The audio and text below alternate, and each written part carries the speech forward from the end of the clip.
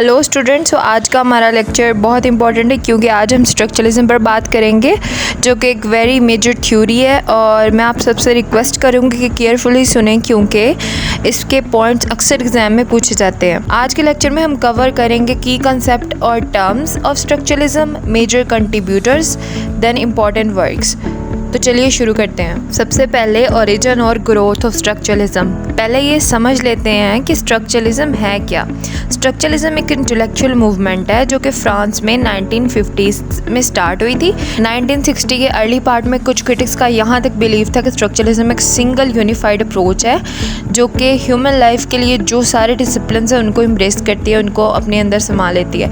ये movement Britain और USA में मेनली 1970 में पहुंची और 1980 में ये वाइड स्प्रेड हो गई थी। अब बात करते हैं की फिगर्स की।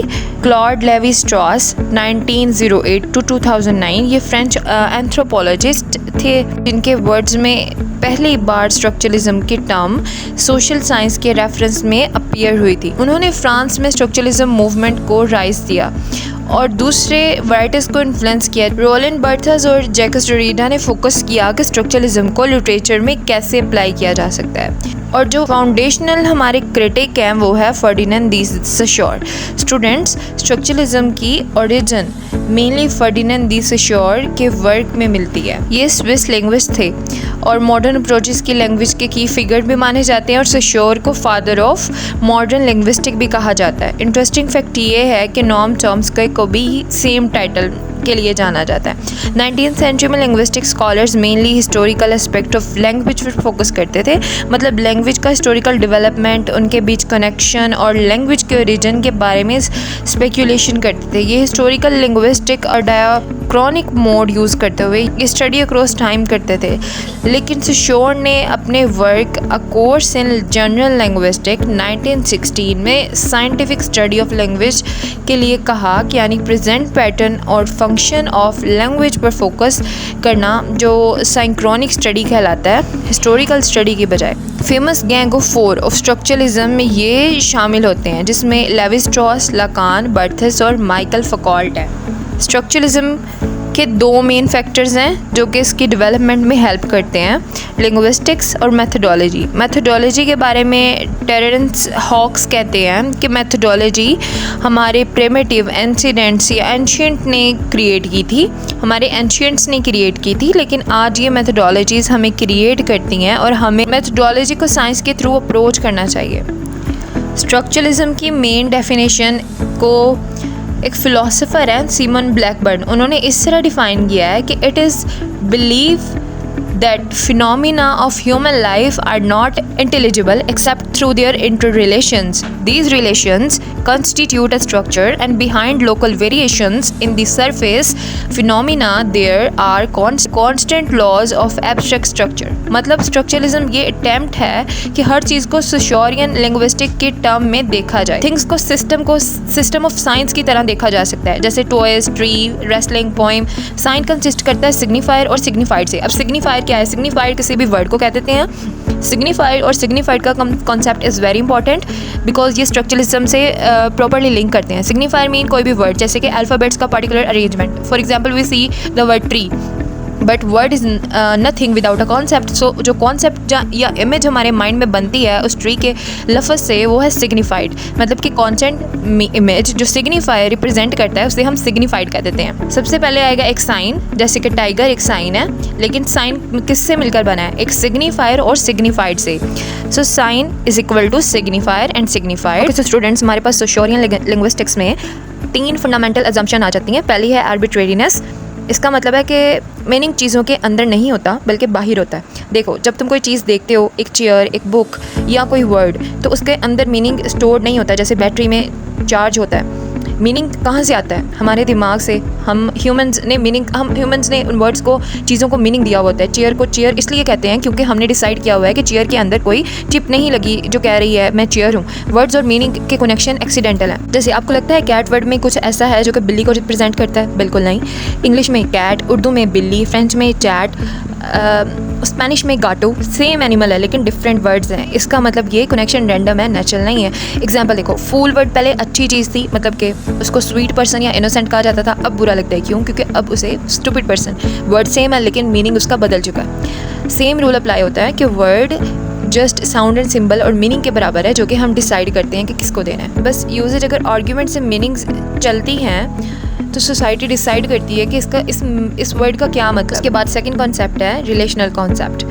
थिंग्स को आइसोलेशन में अंडरस्टैंड नहीं किया जा सकता, ठीक है। कोई भी वर्ड अपना मीनिंग आइसोलेशन में नहीं रखता। लिंग्विस्टिक के एलिमेंट्स यानी कि वर्ड्स कॉम्बिनेशन और कंट्रास्ट के रिलेशनशिप में डिफाइन होते हैं। साइंस डिफरेंशियल रिलेशंस और अपोजिट्स, मतलब कि अपोजिट्स होते हैं बाइनरी अपोजिशन के प्रिंसिपल पर स्ट्रक्चर्ड होते हैं। कोई भी वर्ड है, वर्ड अपना मीनिंग दूसरे वर्ड से डिफरेंस करके उसी से पोजेस करता है ऑर्गेनाइजेशनल चेन में।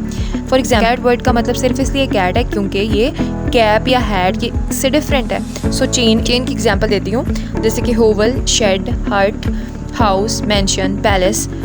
अगर इनमें से कोई एक वर्ड रिमूव कर दें तो बाकी सब का मीनिंग अल्टर हो जाएगा। हट और शेड दोनों स्मॉल और बेसिक से स्ट्रक्चर्स हैं लेकिन सेम नहीं है। हट प्राइमरीली शेल्टर के लिए यूज़ होता है, जैसे कि नाइट वॉचमैन हट, ठीक है। अब शेड प्राइमरीली स्टोरेज के लिए यूज़ होता है। मैंशन एक ड्वेलिंग है जो हाउस से बिगर और ग्रैंडर, मतलब कि बड़ा होता है, लेकिन पैलेस जितना बिग और ग्रैंड नहीं होता। अब पैलेस और भी बड़ा होता है, पहले इससे बड़ा होता है हाउस, उससे भी बड़ा होगा मैंशन, उससे भी बड़ा होगा पैलेस। सो ये तीनों एक दूसरे के ऑपोजिट हैं। बाइनरी ऑपोजिशंस में आ जाते हैं, जैसे कि नाइट नॉट डे। नाइट इसलिए है क्योंकि वो दिन नहीं है के रूप में। नाइट जैसे कि डॉग को डॉग इसलिए कहते हैं क्योंकि वो कैट नहीं है। लैंग्वेज इज ऑपोजिट के थ्रू सीखी जाती है। अब थर्ड है बाइनरी ऑपोजिशन की डिटेल, ठीक है। जब पेयर्ड ऑपोजिट होते हैं तो वर्ड्स के म्यूचुअली डिफाइनिंग एस्पेक्ट्स अपेरेंट हो जाती हैं। मेल और फीमेल हर एक दूसरे में इंक्लूडेड कैरेक्टरिस्टिक्स की ऑप्शंस डेजिग्नेट करता है। मेल को मेनली नॉट फीमेल के रूप में देखा जा सकता है। Sorry, the third one of this fundamental assumption we were studying of Shorian linguistic is systematic. Language हमारे वर्ल्ड और एग्जिस्टेंट को कंस्टिट्यूट करती है। ये नहीं देखना चाहिए कि लोग क्या कहते हैं, बल्कि ये देखना चाहिए कि स्पीक को पॉसिबल क्या बनाता है। तो स्टूडेंट्स, अब ये कंसेप्ट समझो। सिस्टमैटिक लैंग्वेज एक कंप्लीट सिस्टम है। लैंग्वेज सिर्फ वर्ड्स का कलेक्शन नहीं है, ये एक पूरा सिस्टम है। सोचो, लैंग्वेज को एक मशीन की तरह तुम इंडिविजुअल पार्ट्स या वर्ड्स कह सकते हो, लेकिन रियल पावर तभी आती है जब इसमें पार्ट्स मिलकर काम करते हैं। Whole is greater than parts. Individual words are equal to individual Lego pieces. Okay, language system है तो वो इक्वल है कंप्लीट लेगो कासल के। कासल सिर्फ पीसेस का सम नहीं है, पीसेस की जमा नहीं है, ये कुछ ज़्यादा है।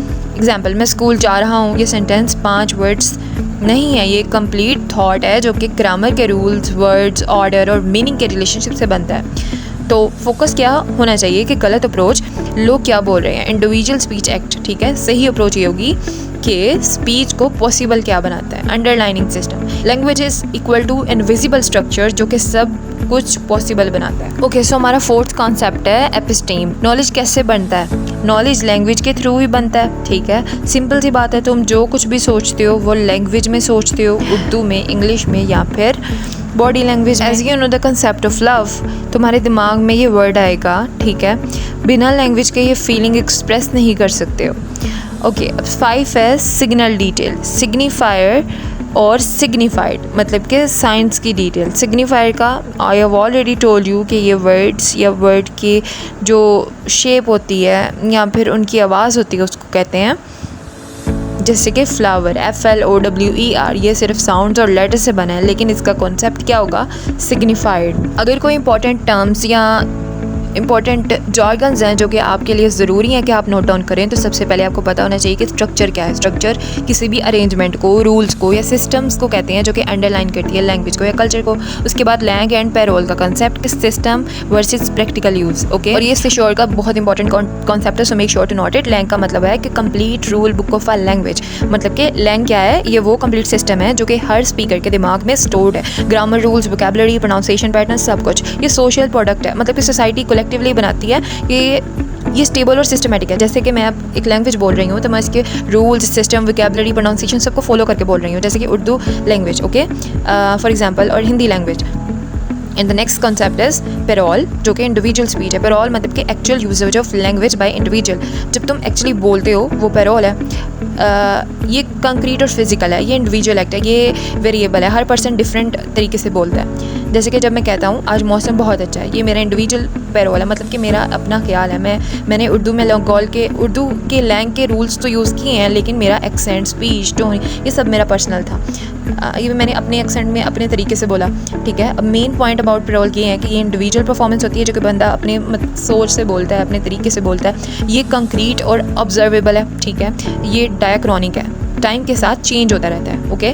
और ये क्रिएटिव और स्पॉन्टेनियस है। लैंग जो है वो लैंग्वेज को कहते हैं और पेरोल पर्सनल से। इसको इजीली याद रखने का तरीका है कि लैंग सिस्टम ऑफ लैंग्वेज है और पेरोल पर्सनल परफॉर्मेंस है उसी लैंग्वेज के ऊपर।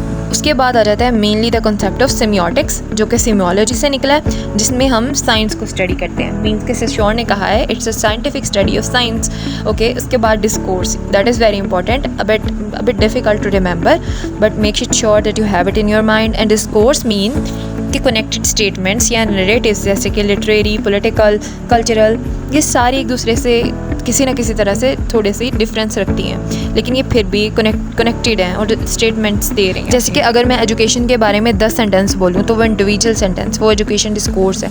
और it's about understanding the bigger conversation happening in culture and politics and any field, in connecting them, and yet they are different but we are still connecting them. So students, structuralism के main ideas ये हैं कि language और structure central हैं, meaning relational होता है, opposite के through हम अंडरस्टैंड कर सकते हैं मीनिंग को। रीडर ऑथर से ज़्यादा इंपॉर्टेंट है, क्योंकि रीडर स्ट्रक्चर्स इंटरप्रेट करता है। कल्चरल प्रैक्टिसेस जैसे कि फैशन, मीडिया, फूड, किनशिप को स्ट्रक्चरली स्टडी किया जा सकता है। तो स्टूडेंट्स, आज हमने स्ट्रक्चरलिज्म के बारे में डिटेल में डिस्कस किया। मैं उम्मीद करती हूँ आपको ये सारे कॉन्सेप्ट क्लियर हो गए होंगे। And remember that Saussure is the father of modern linguistics, and there are 3 fundamental assumptions: arbitrariness, relational, systematic, और binary opposition का concept, and key contributors और उनके works. You can search also from Wikipedia. और अगर कोई questions हैं तो comments में ज़रूर पूछें। और वीडियो हेल्पफुल लगी तो like and subscribe. Next lecture में हम पोस्ट स्ट्रक्चरलिज्म पर डिस्कस करेंगे। Take care, good bye.